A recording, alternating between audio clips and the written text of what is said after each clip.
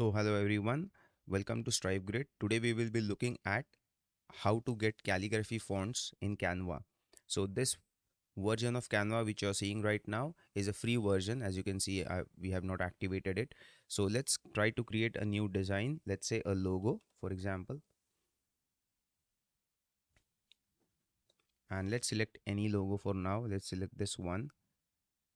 Now this is not a premium template, else it would show the crown icon. So let's see how it can be done. So this is one of the headings. So let's select the headings and then click on the font at the top. And here you can just type in calligraphy or calligraphy.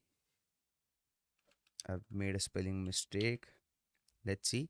And this is how easy it is in Canva to get a calligraphy font. But mind well, the fonts which have this icon of crown, the yellow one, which I'm hovering right now, are paid options only, which means that if you use this font you can pay for this one particular font, or if you have a Canva membership then you can actually use it for free, or any asset you can use it for free.